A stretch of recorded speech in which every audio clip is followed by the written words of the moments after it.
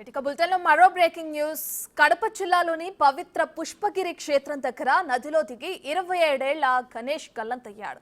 Kadapa NGO కాలనీకి చెందిన అతనికి 3 నెలల క్రితమే పెళ్లైంది. కుటుంబంతో కలిసి కార్తీక దీపం వెలిగించేందుకు వెళ్లగా ఈ ఘటన చోటు చేసుకుంది. గణేష్ కోసం పోలీసులు గాలింపు చర్యలు చేపట్టారు.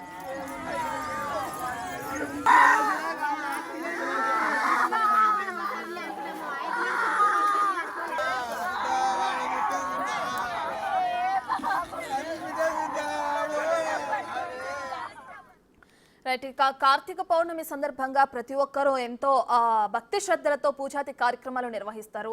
అయితే ఈ కార్తీక పౌర్ణమి ఒక్క కుటుంబంలో విషాదాన్ని నింపిందని చెప్పుకోవచ్చు. కడప జిల్లాలో ఒక వ్యక్తి గల్లంతయ్యాడు, గణేష్ అనే వ్యక్తి. దీనికి సంబంధించి పూర్తి డీటెయిల్స్ అందించడానికి మా ప్రతినిధి దామోదర్ అందుబాటులో ఉన్నారు.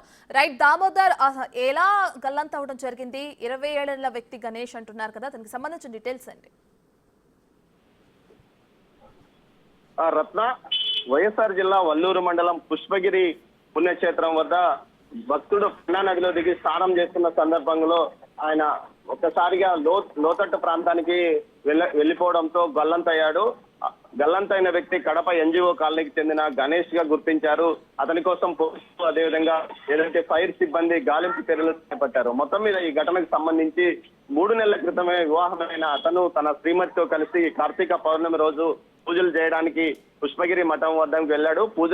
ఆలయంలో పూజలు నిర్వహించిన తర్వాత ఏదైతే నది వద్ద స్నానాలు ఆచరించి అక్కడ నదిలో దీపం వెలిగించడానికి వెళ్లిన సందర్భంగా ఈ ఘటన చోటు చేసుకుంది. దీనికి సంబంధించి ఏదైతే ఇటు ఫైర్ సిబ్బందితో పాటు ఇటు పోలీసులు గాలింపు చర్యలు చేపట్టారు. దీంతో పాటు రెస్క్యూ టీమ్స్ ను కూడా అక్కడికి పిలిపించారు.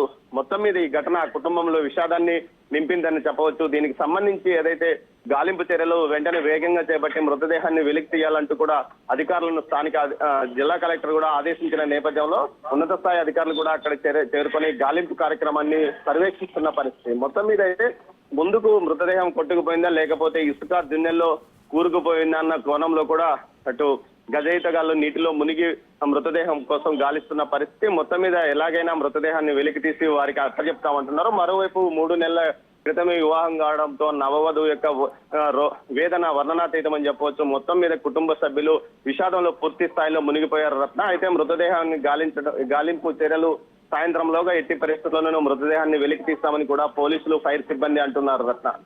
Thank you Damodar.